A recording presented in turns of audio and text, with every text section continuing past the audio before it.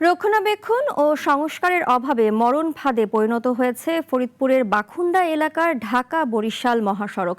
জীবনের ঝুঁকি নিয়ে খানাখন্দে ভরা সড়ক পার করছে মানুষ।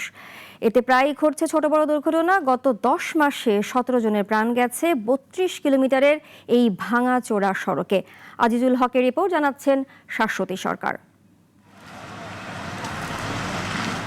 ঢাকা বরিশাল মহাসড়কের ফরিদপুরের রাজবাড়ী রাস্তার মোড় থেকে ভাঙা চৌরাস্তা, এই 32 কিলোমিটার সড়ক যেন এক মরণ ফাঁদ।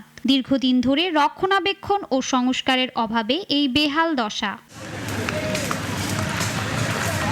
ব্যস্ততম এই সড়ক দিয়ে জীবনের ঝুঁকি নিয়ে চলাচল করছে হাজার হাজার যানবাহন। রাজবাড়ী রাস্তার মোড় থেকে ভাঙা গোল চত্বর পর্যন্ত 32 কিলোমিটার এলাকা জুড়ে খানাখন্দ থাকায় প্রায়ই ঘটছে দুর্ঘটনা।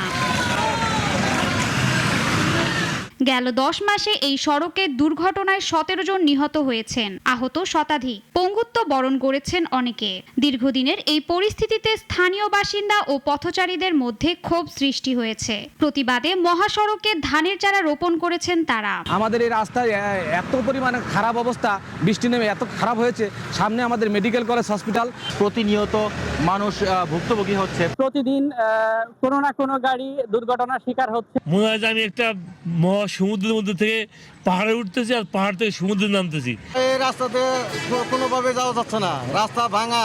জানতে চাইলে মেরামতের কাজ দ্রুত শেষ করার আশ্বাস সড়ক বিভাগের। আমরা যে রিপেয়ার কার্যক্রম করছি এটা সাময়িক, তবে বৃষ্টিটা কমা মাত্রই আমাদের ওই রিপেয়ার কার্যক্রম বড় মানে উপরে একটা লেয়ার শুধুমাত্র ওয়ারিং কোর্স বলি আমরা, সেটা দেয়া হবে। শুধু আশ্বাস নয়, দুর্ঘটনা রোধে গুরুত্বপূর্ণ এই মহাসড়কের সংস্কার দ্রুত শেষ করার দাবি ভুক্তভোগীদের।